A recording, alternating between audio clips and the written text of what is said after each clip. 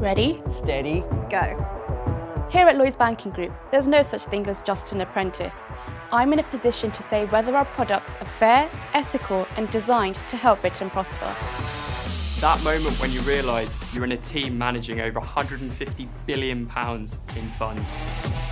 It isn't all finance all the time. I led a partnership with Macmillan to help our customers access better cancer care. Everyone knows you can trust Lloyds. I've seen our bold sustainability commitments and every day I see us following through. 1 minute I'm leaving uni with my sports science degree. The next I'm in a room thinking of ideas to help millions of families during the pandemic. I work in financial crime, international sanctions. As you can imagine, it's a pretty interesting place to be right now. 1 minute you're reading about the cost of living crisis, and the next you're writing a briefing paper on it. Off the back of my dissertation on DevOps pipelines, I went into an engineering role, and now I'm rolling it out company-wide. We all got million subscription nowadays, so my team built a tool that helps 18 million customers manage them in our app.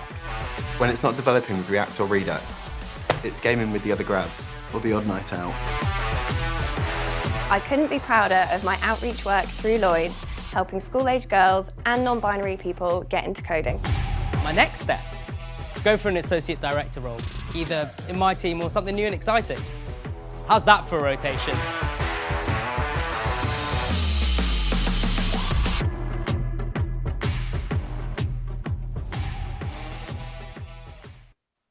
Hello everyone and welcome to April and another edition of Lloyds Careers Live, and we're live at 5 tonight. So I'm Elaine, part of the Next Generation Talent team at Lloyds Banking Group, and I'm pleased to introduce you to my fellow presenter tonight, who's actually a first-time presenter on Lloyds Careers Live. A big welcome to you, Julian. Yeah, hi everyone. I'm Julian, an apprentice at Lloyds Banking Group, and I'm pleased to be here for the very first time as a presenter on Lloyds Careers Live. And tonight we're going to be looking into careers in client relationship management.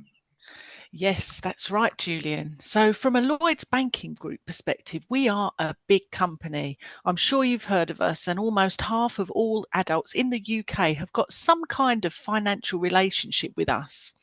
Sometimes it might be through the mobile app on your phone. It could be you withdrawing cash from an ATM. But these days, we know that you're more likely to pay for things online, tapping your card. Very easy to do, using Apple and Android Pay, and we make lots of those systems happen too. We've been around for over 300 years. Customers have always been at the heart of delivering financial services. And although technology's always played a big part for us, we always want you to feel that your money is safe, responsible, and we want to look after it responsibly, and that we're there and your money's there when you need it. Yeah. Well, client management isn't something entirely new, but what's happened over the years is that the technology has enabled many of us to do the simple things ourselves on our phones whenever we want. But for the most complex things in life, where you're doing something for the first time, where access to expert knowledge and insight from people who really know their field, that's where the client management comes in. Tonight on Careers Live, we've got lots of guests to help you understand the fascinating career field and how it's developing and changing. That's right, Julian. And as always on Careers Live, we always want to bring you people that are experts in their field. So I'm not going to embarrass anybody by adding up the number of years that people on our panel have been practicing the art of client management. But it's fair to say all of our expert guests really do know what they're actually talking about. So the first guest that I've got joining me is Dave Atkinson, who's the Regional Director within our Corporate Banking Division. Dave's got many years of helping mid and larger size business clients grow and reach their potential. Dave's actually also a sector expert in manufacturing, which is an import sector for our economy. So many of you joining this evening will be currently at school or at college, or maybe you've never stopped to think about how a school or college actually runs its own finances, who gets the bills paid, the teachers' salaries in their accounts and things like that, and who puts, makes all of that happen on a sustainable financial footing. We're also joined by Carla as well, who's a sector expert in education, helping clients such as multi-academy trusts and colleges with their financial needs too. Wow, so many great guests this evening. We're also joined by Missy and Spence. It's not just our larger businesses that need help with more complex financial guidance. Missy Ann works with our private banking clients and helping them meet their very diverse financial goals. And if you're thinking this might be a career sector you're interested in, then you'll likely want to know all about the training that apprentices go through to become professional in this sector. We've got that covered too, as Abby Sorrell from a company called Kaplan will be on hand to help us understand how apprenticeships help you go from school leaver to financial services professional. And it wouldn't be Careers Live without giving you the chance to meet some people that have actually come through that apprenticeship journey and can give us their insights as to why they actually chose a career in client management. So alumni apprentices Ben and Lauren are also here to tell us all about their roles and their career choices. So Lloyds Careers Live is all about helping you understand more about the world of work and where you might find your happy place. So do feel free to ask questions in the chat. We've got a few questions we've prepared for our guests, but if there's something specifically that you want to know, pop it in the chat, and if we've got time, we'll ask them for you. So Gareth, our producer, can we please open up our first poll? We'd like to ask, on a simple scale of 1 to 5, with 5 being the highest and 1 being the lowest, how well do you think you understand careers in client management? Okay. Let's have a look at those responses. Okay. Seems like a lot of people sort of on the mid to lower end. Yeah, so that's good. You definitely come to the right place. Well, however you feel right now, we will certainly give you a lot more information over the course of the next hour. And then our next question we're curious about is, what do you think of Lloyds Banking Group? So our question to you is, to what extent do you think Lloyds Banking Group could be the right company for you to start your working life? If you're already convinced and we're up there as one of your key choices, you'll be heading straight towards 5. And of course, if you're not sure right now, then pick one of the lower numbers. Okay. So are we seeing the next poll? Let's have a look. Just check. Are you seeing the results through, Julian? Okay. No, not yet. No. Let's have a little look.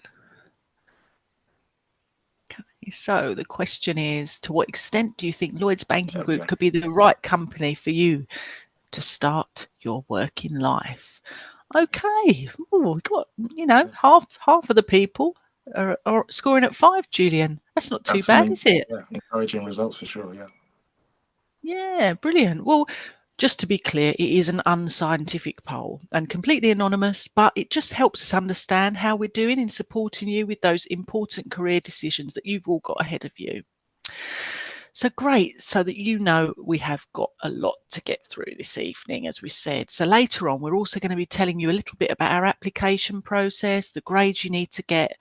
And if you're still here right towards the end, we'll also get you access to our Imagine What's Next platform, which has got all kinds of goodies to help you with your career and access to our many fantastic Lloyds Banking Group mentors. Yeah, and it's so important that everyone has access to the workplace. If you benefit from closed captioning, you can activate that now on Zoom. And if you're watching on YouTube, you can also enable it there. Although we've packed a lot into tonight's live stream, if you need a bit more time to go over things, then in our Lloyds Careers YouTube channel, as soon as we go off air, you'll find a replay of everything we've covered tonight. And as Elaine said, if you stick around towards the end, we'll show you how to get access to individual mentors who can also help you throughout your journey into the world of work. Brilliant. Thanks, Julian. So since we've got so many guest speakers this evening, we need to get moving. So I'm going to introduce our first guests. Firstly, very much a friend of the apprenticeship team here at Lloyds Banking Group. It's Mr. Dave Atkinson. Good evening to you, Dave. Thanks for joining us. Yeah, you're very welcome. Thanks for inviting me.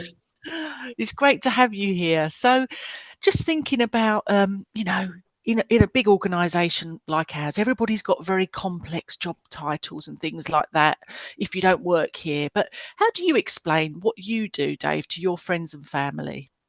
So I've got the privilege to make sure that we've got around 75 relationship managers in my team that look after around 10,000 small businesses in our client management team. And my responsibility is to make sure that they all know what they're supposed to be doing. They're all aware of what our objectives as a company are, to make sure we're supporting and looking after not just our clients, but each other, and making sure that we stay compliant, but also we're proactively out there working with those small businesses, having a bit of fun in the community, helping them achieve their goals. So as businesses want to grow, my team of managers are out there to listen to their needs and help signpost them to the right kind of support, whether it's through our teams or other connections that they build in the local community. Right. Okay. So, I mean, from our perspective, client management definitely appears in lots of different parts in the bank. But from your perspective, what I'd be interested to know what makes commercial and corporate banking sort of special for you. So, as you said very politely earlier, I spent a lot of years in this organisation, and almost all of them through my own choice, working with small and mid-sized businesses, nearly 36 years now.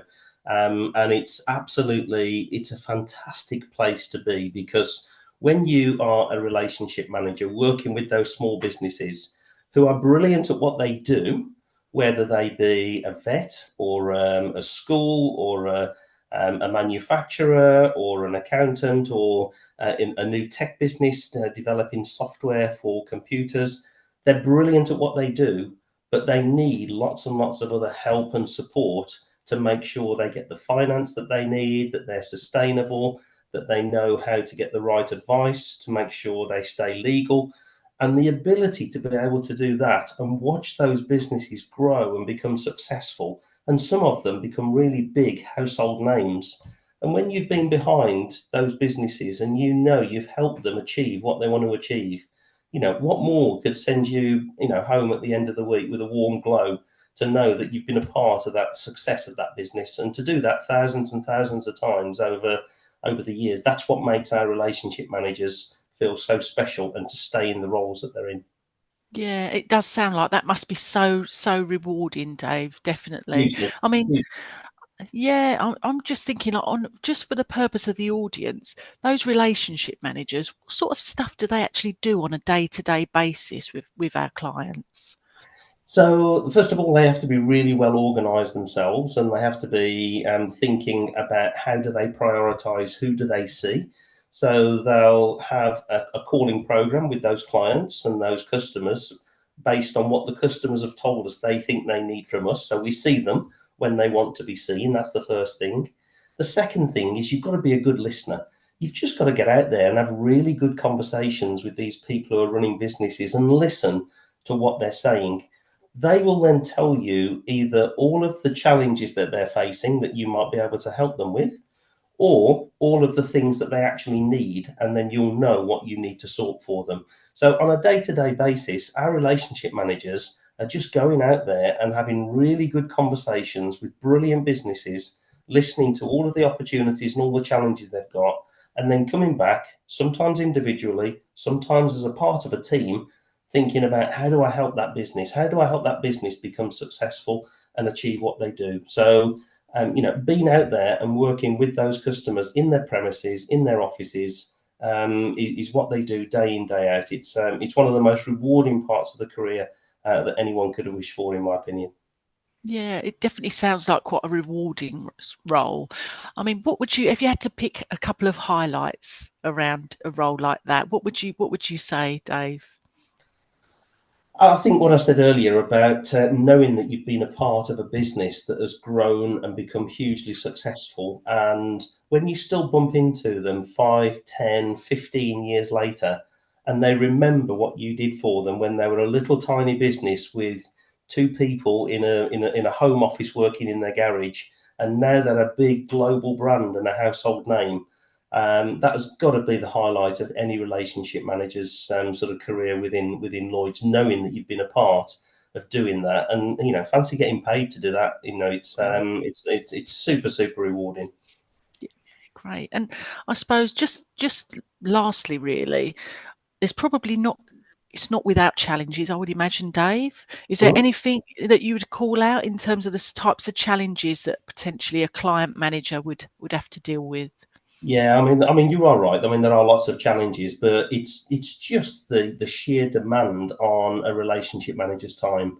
You know, when you have planned your day and you think you know what you're going to go and do, and then another client rings you because they've got a crisis or something's gone wrong, they're trying to pay their wages and the computer system's broken, or a card hasn't arrived and somebody's trying to travel overseas. Sometimes you just have to reprioritize your day constantly in order to sort what is probably the most pressing sort of item for different clients at different times. And most clients, if you explain that you're going to be late to a meeting, or you need to change their meeting because of another one, they'll completely understand, because they're in that position themselves sometimes, and they really appreciate you having that flexibility to be able to prioritize what you do and when you do it. You know, you are there to serve those clients, but like I say, so rewarding. Yeah, and you know, when we've got a little quiz bit later on where we're going to talk about situations potentially when things don't always go as planned. So it'll be great to keep, if you stay with us, please, Dave, that would be great, and be great to get your thoughts on that a little bit later too. So I'm going to ask you, if you don't mind. Thank you, thanks, Dave. I'm going to ask you if you don't mind staying now, because I think, Julian, we're going to introduce another one of our guests now. Yes, yeah, thank you, Dave. So yeah, as we've heard from Dave's specialism in the regional growth, but also a particular interest in manufacturing, we're going to keep him. And for the moment, we're also going to bring in Carla. So hi, Carla. So first question I've got for you, Carla, then. How do you describe what you do to your friends and family? I think you're on mute, Carla. Just need to unmute you, Carla. Hold on a sec.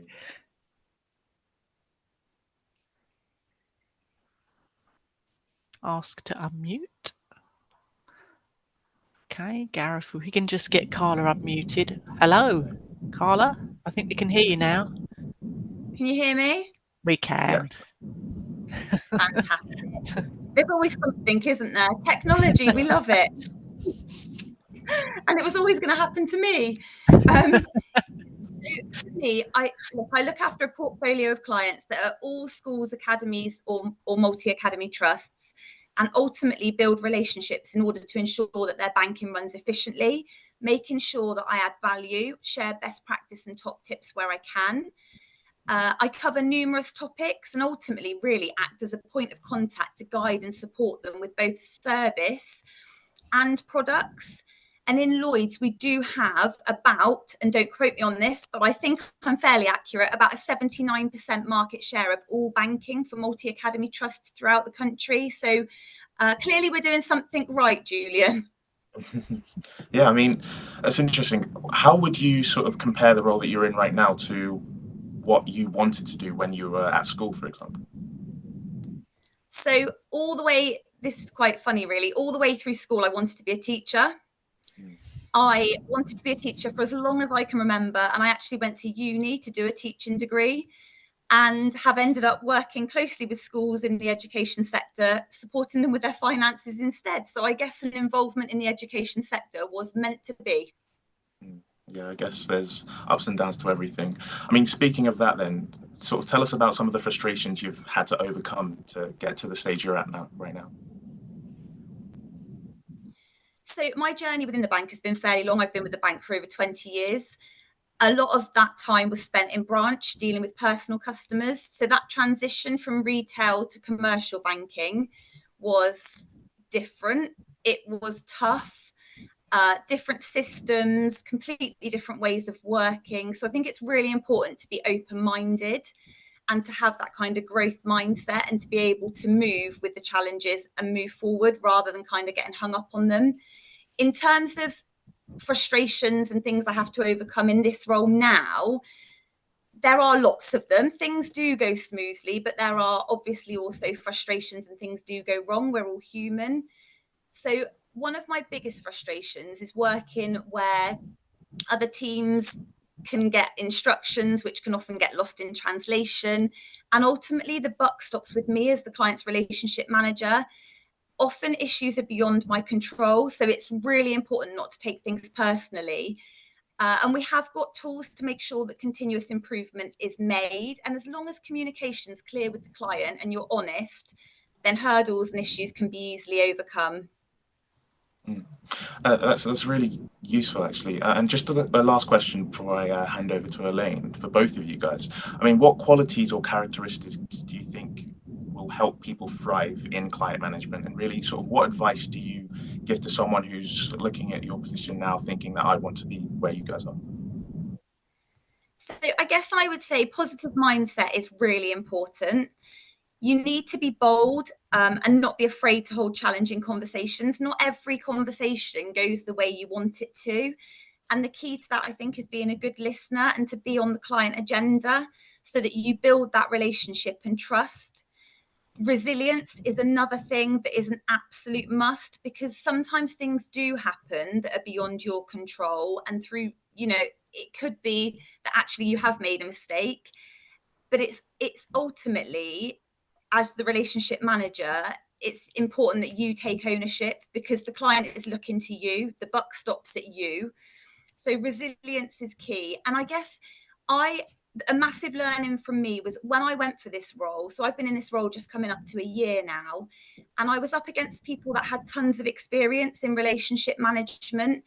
And actually my area manager took a risk on me because he saw something else, because actually the systems and the processes can be taught. So don't ever underestimate actually the power of just being you and how far that can take you. I guess that would be my key tip. And David, do you have anything else to sort of add? I was nodding in agreement. Sorry, I was trying desperately not to cough earlier.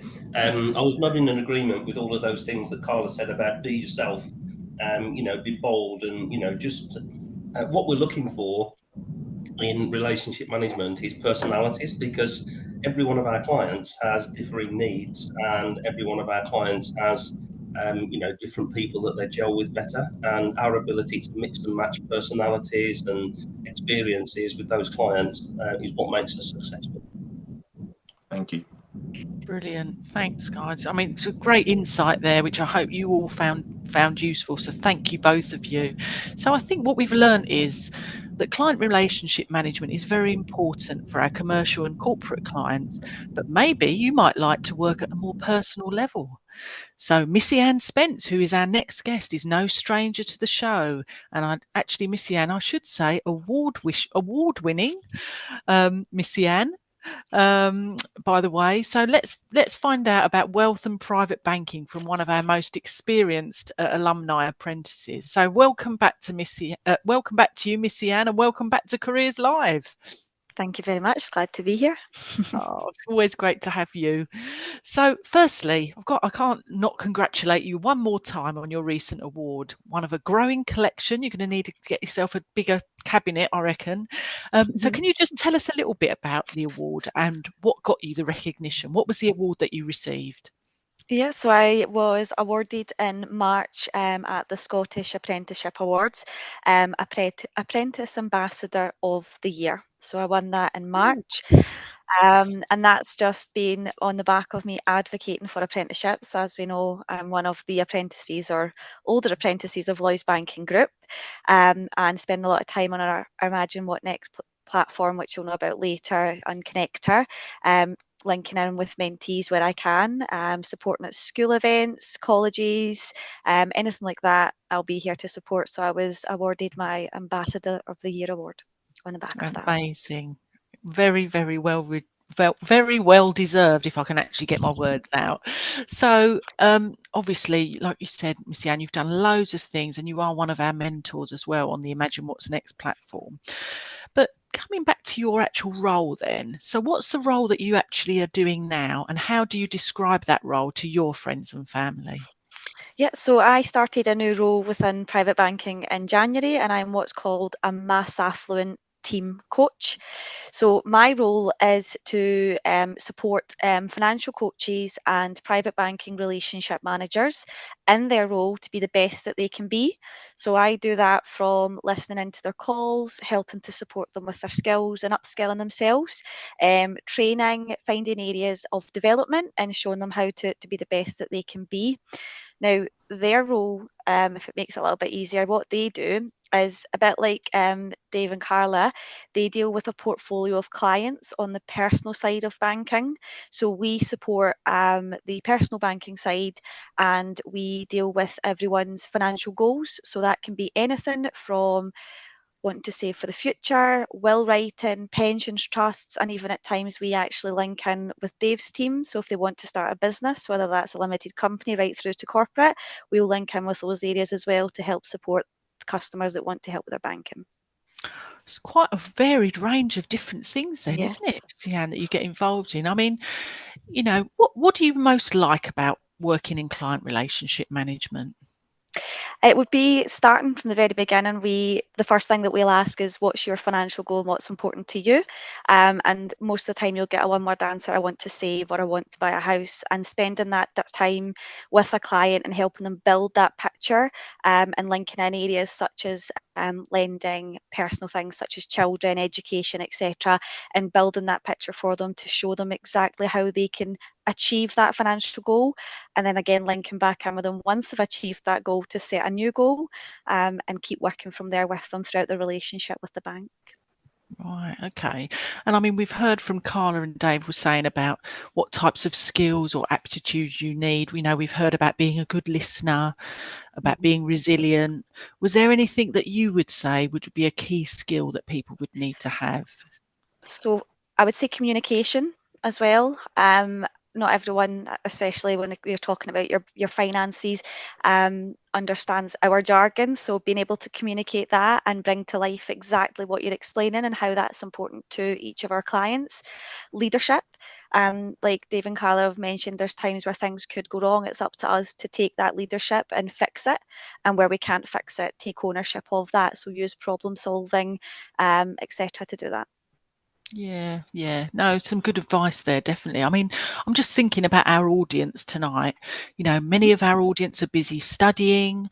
You know, a lot of them have got limited options for part-time work anyway. So would there be any sort of types of hobbies or activities or things that might help someone who's at school prepare for client management roles that you can think of? Yeah, so I was actually thinking about this, and this is probably going to be one of the most controversial ones, but video games. And the Okay. reason I say that is because certain video games do require strategic planning and decision making, which you can then use to translate into problem solving within client management. Things such as an active sport, so whether you play basketball, football, etc., because again, that brings in leadership, teamwork, communication, or how is your team going to win? And then you've got things like community involvement, so volunteer within your community, and it demonstrates your ability to work with diverse people and build relationships as well. Brilliant. Well, thanks, Missy Ann. Really, really interesting and great to hear from you. Thanks for joining us today.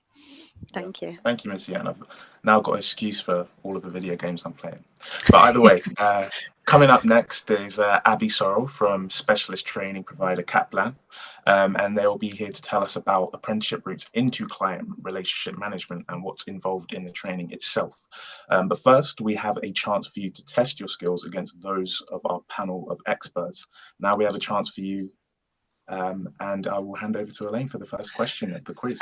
Thanks, Julian. Right, so the experts are all still here, and here's the first question in this little quiz that we're going to do. And please, you know, whilst the guys are putting their answers in, experts will come to you to sort of chip in your thoughts. So the first one is the transparency predicament. So put yourself in this situation. You've discovered a mistake in a report for a client that would impact the client's perception of your team's performance. However, rectifying the report will highlight the mistake, and you could actually do damage to the trust that they've got in your organisation. So what would you do?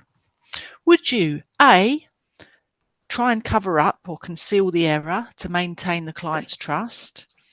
Or B, tell the client about the mistake, and present a plan to rectify it, being transparent about the oversight.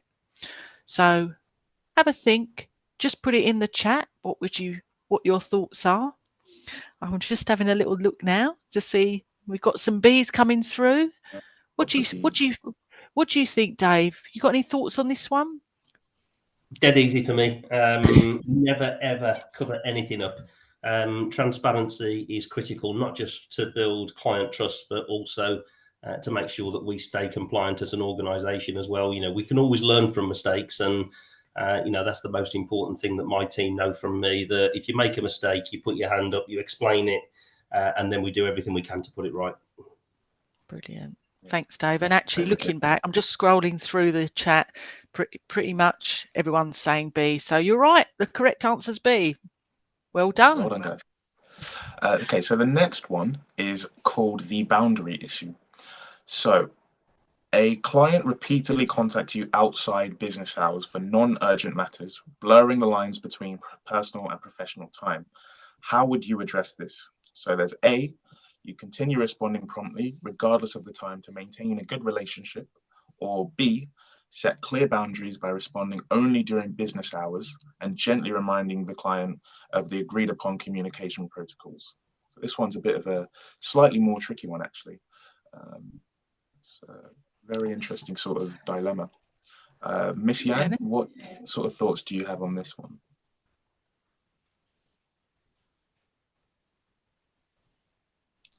We still got Miss Yan? Sure. We maybe. Miss Yan might have dropped off. Carla, what are your thoughts on it? Oh, Carla, we're on mute again. You're off mute now. You're back. Answer really honestly from personal experience, because I live in a really small village and I have had people knock on my door when I'm in my pajamas when I used to work in the branch. Yeah, definitely for me, B, you've got to set clear boundaries, because the more you give, the more they want. And at the end of the day, you have to switch off. You have to. And you do it for one person and then it spreads around the school playground and they all expect the same. So absolutely B. Thanks, Carla. Yep, I think it's fair to say B is the right answer. So well done. Well done there. So everyone's obviously getting the hang of this. So I'm going to give you another dilemma here. This one's called the Competing Interests Challenge. Your client requests a feature or a service that you know isn't in their best interest, but it will bring you more revenue. What action should you take? So A, implement the requested feature. After all, they did explicitly demand it, so happy client and you get more revenue. Or B, discuss the implications of the requested service with the client, offering alternatives that actually align better with their goals and values. What do you think, guys? A or B? Let's just have a little look, see who else we've got on our panel. I'm not sure. I think we might have lost Missy Ann at this point. I'll come back to you, Dave. What do you reckon on this one?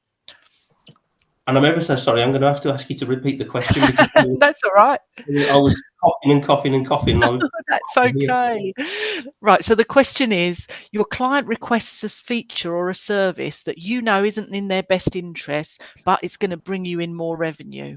What action should you take? Should you A, implement the requested feature? After all, the client did explicitly demand it, so you got happy client and you get more revenue. Or B, I heard the last bit. So that Okay. again is a fairly easy one for me, because it's about that trust and that integrity. And you know, as a member of a bank and a financial services institution, you have to have integrity. Without integrity, you lose trust. Without trust, you lose clients. So regardless of what the client has explicitly asked for, if it's not right for them, you don't do it. You explain why, and you or offer the correct alternatives would be my advice. Yeah. Thanks, Dave. Perfect. Yeah. Thank you. Okay, and our next question then is one called the confidentiality conundrum. Wow, these are some great alliteration. So a client shares sensitive information with you that could harm their reputation if disclosed. Another client, unaware of this, asks you for insights to help their business. But if you disclose what you know, you'd be helping one client while revealing confidential information about another. How would you handle this? So A, provide the requested insights, maintaining confidentiality by avoiding direct reference to any sensitive information.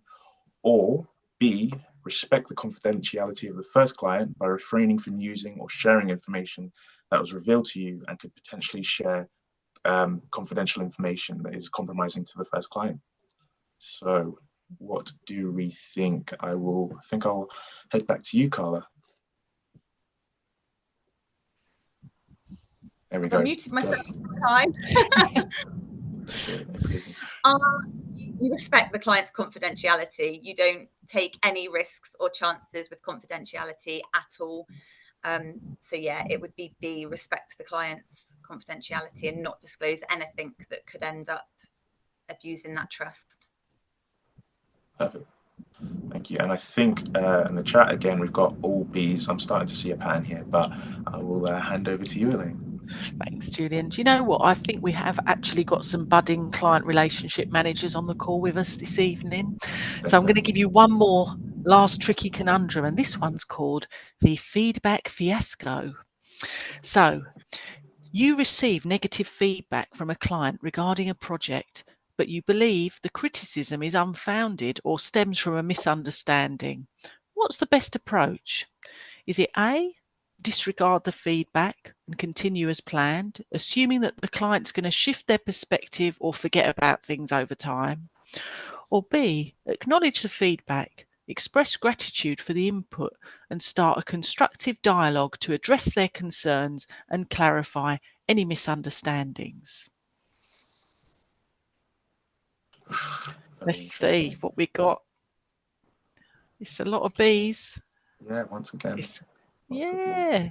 Well, you know, it's fair to say that everyone's doing really well. And, you know, B is the right answer here. So well done, everyone. I hope you enjoyed that little quiz.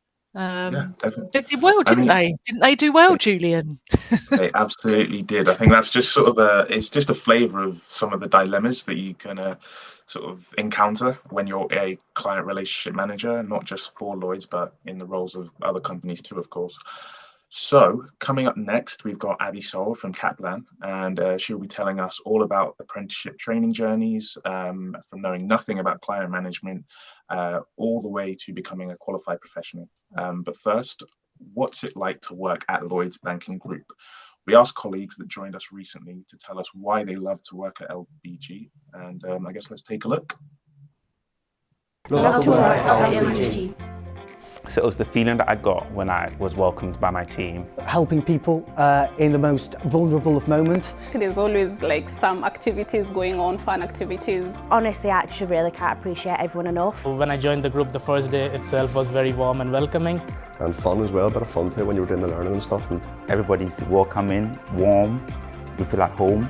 Satisfaction when you finish the call and somebody's like, thank you, you've helped so much, just makes your day a little bit better. It's just been very enlightening to have a team that actually supports me and gets me going and ready for work. I've never really had that before. As a bit of a nerd, the technology is really appealing. The systems, they're easy to learn. I really do love it here, and the people are great, everyone is great, coming into the office is great. My training was genuinely fantastic. It set you up for success. You are free to express yourself. There's a lot of stuff to do in Lloyds that are outside of work. I found the opportunities available very exciting. It was easier to do the training with people that you can kind of get on with and have a laugh with. There is always something that I learn every single day I'm at work. I felt included from the start. It was really professional, really efficient. I really enjoy the emphasis placed on personal growth and development. Every avenue is open, you know, it's very friendly, people are willing to talk and share what they do.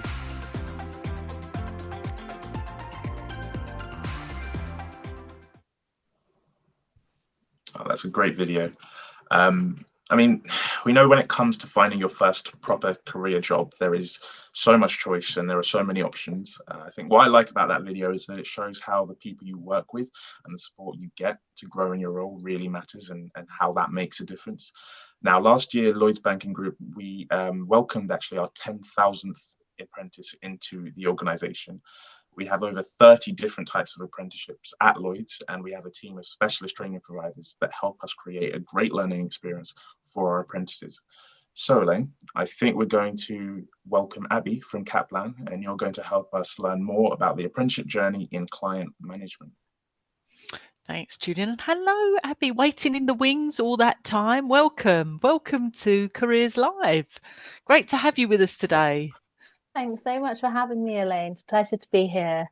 Oh, welcome. Well, I suppose for our audience, we've got a few questions for you. And remember, everybody, if anyone wants to ask any questions, you can put them in the chat and we'll do what we can to get them answered for you. But I suppose thinking about our audience here, they probably won't know what a training provider is or how it works with companies such as Lloyds. So do you want to tell us a little bit about who you are and what your role is? Absolutely, yeah. So I'm the Financial Services Curriculum Lead for Financial Services Apprenticeships. So there are many different apprenticeships that we do offer. And if we're talking about sort of client management, the one that we're going to be looking at today is the Level 6 Financial Services Professional. So there's a lot that is wrapped up within that. So as a training provider, what we do is we design the programme in very close collaboration with the employer, Lloyds Banking Group, to involve knowledge, skills and behaviours all sort of encompassed and linked together to build really competent, credible and confident financial services professionals. So when we talk about the knowledge, this is what we can teach you about banking and finance, and we talk about skills, and I think we've talked a lot about skills already, haven't we? So a skill could be something like time management or prioritization, and behaviors are things like having that honesty and integrity with your clients that we've talked about are so important. Yeah, and you mentioned about the Level 6 Financial Services Professional, which is one of the apprenticeships that we deliver with you at Lloyds Banking Group. I mean, obviously that's a Level 6 sort of a degree equivalent level, isn't it, for those people that don't know? What about things like other apprenticeship levels for people that have got A levels and things like that? Are there other options other than degree level apprenticeships where people who get started? Yeah, I think there's definitely an option to go in at a lower sort of Level 3. There is and I always struggle to say this one, but the Senior Financial Services Customer Advisor. I think I've said that right. So you can go away and have a look at that one on the Institute for Apprenticeships website. And that is really aimed at those that might have sort of GCSEs, might be sort of really brand new to everything and just looking to kind of go in at that entry level and get an entry level qualification. Yeah, and I think it's worth remembering, isn't it, for everybody, that it's not just necessarily about coming straight in to do a degree level apprenticeship. There are other programs that are available that you might join an organisation on that basis and then decide if you want to follow that particular career path. I mean, I know you've mentioned some of the sort of skill the apprenticeship people will learn the key skills, knowledges and behaviours for that programme. But what sort of subjects do they study across the Level 6 Financial Services Professional? And how does that compare to a standard sort of university course in terms of what's expected of you? Yeah, so the route that we offer is through the professional body, the Chartered Banker Institute, which is a global professional body. I believe we've got an infographic coming up on share just now. Thank you, Gareth. So this involves studying the advanced diploma in banking and leadership in a digital age. So very, very current. If we think about digital as one of the key themes at the moment in the banking world, with development of artificial intelligence and all of that going on. And sustainability as well. So there's sort of 4 different areas that are covered on this journey, and that takes a total of 24 months. And as you can see, it's really nicely spread out through this journey of 36 months on our programme. So in terms of subjects that are covered, so professionalism and ethics, so we talk about behaviours, how to be a professional in banking and, looking at sort of different dilemmas, and really great that you've already sort of incorporated those into this session. Commercial lending, really relating back to what Dave and Carla were saying. So how do you deal with clients? How do you prioritise? How do you, manage lending propositions and interpret financial statements and what the numbers all mean? And bank strategy, operations and technology, that's a huge one these days. Banks are constantly evolving and looking to keep up with technology and sustainability demands that, that customers have. And lastly, the bank risk management, encompassing everything that has been studied so far and looking at all of the risks and sort of how might you mitigate those. It's a really nice way to sort of end the knowledge element. But as you can see, there's lots of very aligned skills and behaviours that sort of come in and complement all that knowledge as we go through. So aiming to build those really competent, incredible professionals by the end of that first 6 months. Yeah, and looking at the content, it looks really, really relevant for the types of roles that we're talking about today. And just I've got time for one last question, which is, what support do colleagues get to help with their study? Things like materials, do they get a coach or any other support and stuff? Absolutely, yes. There's a lot of people-led support at Kaplan. So we have our own expert tutors who are experienced in the industry. So a lot of them have left banking to come and teach and share their expertise, and are qualified tutors as well. And they will teach all of the subjects, and we do that sort of online. We also have coaches that will sort of hold the hand all the way through the programme and make sure that you stay on track with everything from what you're learning in your qualification to embedding that into the workplace, and actually having an e-learning platform as well that encompasses all of that, where you can interact with your peers. So lots and lots of support, and obviously well-being is very important to us as well. So we're always running events on lots of things on how to look after your well-being, or whether that might be sort of how to develop your career as well. Yeah, well, it definitely sounds like colleagues are being fully supported and set up for success when they're enrolling on these apprenticeship programs. Brilliant. Thanks, Abby. No problem. Thank you, guys. So we've met the experts, and you've learned how the training is constructed, but what is the actual apprenticeship experience like? So joining us next are Ben and Lauren to tell us more about themselves. So hi guys. What I'll do is I'll start off with Ben. First of all, Ben, just tell me a bit about yourself, your apprenticeship journey, and sort of what you're doing right now. Sure. So hi everyone, I'm Ben. So whilst I've been on the apprenticeship, I've actually been promoted into my current role, which is an associate director in the strategic debt finance asset management team. So what that means is I actually manage a portfolio of about 20 large corporate clients owned by private equity companies, and it's then my responsibility to essentially manage the ongoing requirements of the customer's debt. So that includes monitoring their financial performance, supporting mergers and acquisitions, amongst much more. So all in all, the role is very much a mix of relationship management, credit stewardship, and also understanding complex legal documents.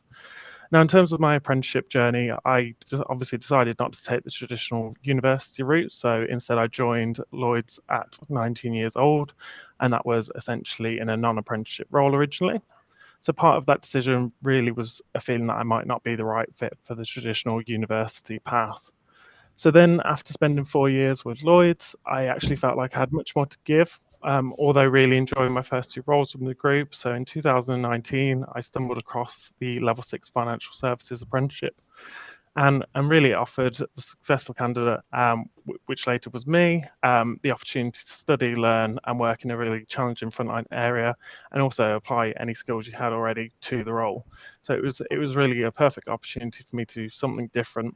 So I decided to give myself a chance, apply, and really I've never looked back. So in summary, Julian, it's been such an incredible journey. I've been promoted twice, excelled in my learning like I never thought was possible, especially given I was never the top of the class in school. Also, whilst obtaining promotions and obviously being paid for the privilege. Yeah, it's great to see the progression. Right, so well then, Lauren, I think your journey then has been slightly different to Ben's, I understand. Would you like to explain more about your apprenticeship journey and just generally what you're doing now? Yeah, absolutely. So I joined Lloyds Banking Group straight from sixth form, so that's just coming up for 4.5 years ago now. So I'm a bit like Ben. I didn't necessarily have the most straightforward journey in. I did quite well in my GCSEs, so went on to sixth form and thought that university was the route I wanted to go down. I think partially that was quite a lot to do with the fact that the school pushed university and going and getting a degree and going out to work. So I didn't really know what alternatives were out there. So just progressing on, so I did my AS levels, and for personal reasons, I just didn't really get the grades that I wanted to get back into the second year within the school I was at and the school that I'd been at since I was in year 7. So I had no option, to be honest, but to move to a different school, drop back a year and choose totally different subjects and effectively start again. At the time, I thought my world was crashing down. I thought, where am I going to go? What am I going to do next? But actually looking back now, it's probably the best thing that could have happened to me at the time. It taught me to overcome future setbacks and how I can apply myself. And, it just gave me the opportunity to have that fresh start and start over again. The new school that I went to really broadened my horizons and, opened my eyes to other opportunities outside of university. We were actually given, fortunately, 1 hour a fortnight to sort of focus on either our UCAS or look at getting jobs or apprenticeships outside, which is what I chose to do. As I started looking into it, I sort of decided I wanted to be in the city, and I was quite motivated by money. So I spent quite a lot of time sort of searching the different office jobs around the city, and banking sort of caught my eye. Just a couple of shout out to a couple of different systems and websites I used, all about school leavers, Rate My Apprenticeship. Those ones are really, really useful to look at. So effectively, I just applied for one apprenticeship, which was totally naive at the time. I thought, if I just go for one and give it my all, that would be enough. But I think, looking back now, they're so competitive, and I think there's a lot of more people learning about apprenticeships. You get thousands and thousands of people that apply now. But I really had my heart set on one, not the bank that I'm at currently now, but I applied for that, got all the way to the final stages and wasn't fortunate. But then, I kind of got put on the reserve bench for that one and had to start looking elsewhere, which is when I stumbled across Lloyds. And I applied originally for their market scheme. Wasn't successful in that one, but got referred to the current scheme that I'm on now, which is actually the same as Ben's scheme. And yeah, I've never really looked back, just completed my apprenticeship. Absolutely love the role that I'm in. Effectively, my role is supporting my colleagues like Ben with the more operational stuff in the team so they can, focus more on the client work. But yeah, never looked back. It's been a brilliant opportunity. Yeah, amazing. Yeah, and Lauren, you touched on the sort of the money sort of side, and I want to know from Ben, how have you found combining learning and earning at the same time, while studying and doing a pretty busy job? What's your experience been there? Yeah, I mean, I'm happy to kick off there. So I think both university and apprenticeship can be equally rewarding. However, obviously to earn and study as an apprentice is such a great opportunity. One thing it's probably worth calling out on this call is, I think for many it's considered that an apprenticeship is probably an easy alternative to university. But I've got to be honest, that's really not true. And I really want to debunk that myth. So I think the reality is far from it. As an apprentice, you'll be in a demanding client-facing role. You'll be navigating a complex landscape. You have work responsibilities, study commitments, and it may be times that your role doesn't necessarily look like a typical 9-to-5 role. However, then there's a contrast where the outcome's truly incredible. You'll finish the apprenticeship being a person who is adept, confident in their role and speciality, with multiple career options, confidence, and numerous skills, also being paid and making a name for yourself. But Lauren, I don't know if you've got anything to add to that. Yeah, no, and only thing I'd really add that it is quite difficult to balance the two together, because you've got work, you've got your study, but also you have a social life outside of that, especially, moving on from sixth form, you want to go out with your friends, and you can almost balance, if your friends go off to university, you can almost get that party life with them as well as earning and learning at the same time. So it was a really good route for me and many others. Oh, yeah. Thank you so much, guys. Yeah, great. And it's really interesting to hear, isn't it? from both of you in terms of your experience, because we often get asked, is it better to go to uni or do an apprenticeship, which is actually a very personal decision. You know, it's going to be different for different people, but I think the process of finding and landing your university course is very different, as we've heard, to the journey to land your apprenticeship role. So the good news is there's lots of resources out there to support you whatever you choose, and even if you don't quite yet know exactly what job you want to do, most people don't at this stage, you can always start with what you do know and the subjects that you like and how you like to work. So that can often narrow things down to make the choice a little bit easier for you. So one of our colleagues, Ian, filmed a short video for you all with his favourite resources out there to help you with your journey. Hi everybody, it's Ian here from the Lloyds Early Careers team, and they've given me 2 minutes to talk to you about my favourite websites for discovering what's next on your journey. So here we go, no time to waste. Coming in at number 5 is some useful resources here from the Association of Apprentices and Amazing Apprentices. There are some great resources in here. The Association of Apprentices in particular, a great way to meet other apprentices and find out what that journey is like compared to university. And at number 4, of course, Amazing Apprenticeships, which just has so much information, including just ways in which you can find out what apprenticeship might suit you by just looking at subjects that you like. And there's some great resources for parents in there as well. Now at number 3 we have the government's resources. This is the government's Find an Apprenticeship service, where you can look for live vacancies. It's a really good idea in there.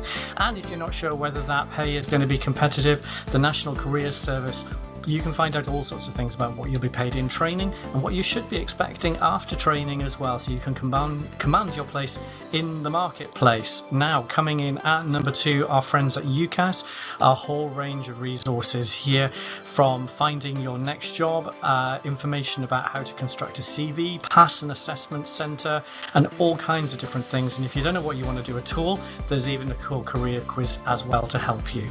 And of course, coming in at number 1, Lloyds Banking Group's resources, the Lloyds Bank Academy, and alongside that, our work experience information and the one QR that you need, which is for our Imagine What's Next platform. Signing up here on that QR code will get you front of line access to all of our skills training, all of the learning we offer, all of the experiences we can do, access to our work experience and early notification of vacancies as well. What's not to like? That's all you need to do on your journey as you imagine what's next.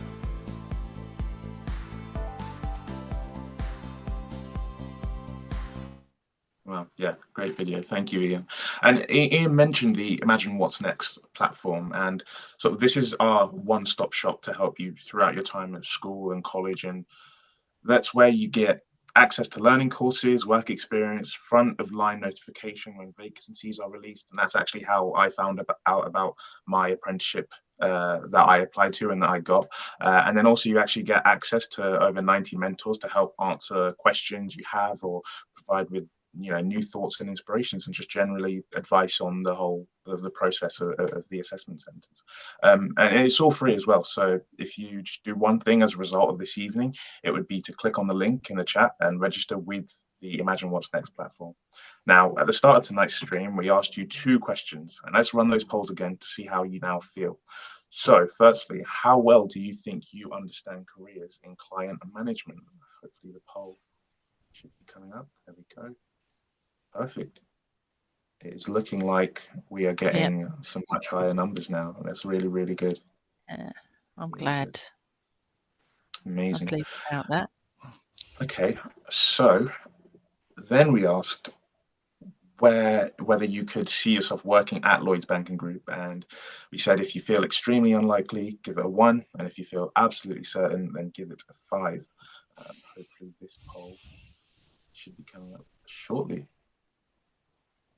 Well, they're all at the right end of the scale, I think, Julian, it's fair to say. Absolutely. Which is great. I mean, thank you. Thanks for your responses. I mean, hopefully this means that we'll be seeing some of you up here presenting Lloyds Careers Live in maybe 2025 or beyond. We're nearly out of time, but we've loved having your company this evening. And thank you to all of our expert guests, our apprentices and Kaplan for supporting us tonight. The apprenticeship movement is just one big family. We've all faced into that question of what do you want to be when you grow up? and we all want to work together to make that journey better for you. So we do definitely want to stay connected. So do make sure that you join us via that QR code on the Imagine What's Next platform and meet the fantastic mentors that are standing by to help you. If you want, you can replay any part of this live stream by going into our YouTube channel. And if you're in year 13 or equivalent right now and are inspired to join us, then pop over to our careers site. We've put the link in the chat. So there are some live vacancies ready for September start, but don't hang around as there are some closing dates around the middle of April. But we will be back once again on the first Tuesday of May. That's May the 7th at 5 p.m. for our very next Lloyds Careers Live. But from Julian and myself, we wish you every success wherever your career takes you. Thanks for joining us tonight. Thanks, guys. What does success mean to us? Success is making a difference for our customers and our communities. Success is empowering people from the start, building their confidence, giving them tools to start their careers. Success is putting our people first. It's knowing when to listen and making the time to talk. Success is supporting causes we care about. It's getting involved. All hands on deck. Success is making banking better. It's engineering a fairer future. Making progress and leaving no one behind. Whatever shape it takes. Success starts with us.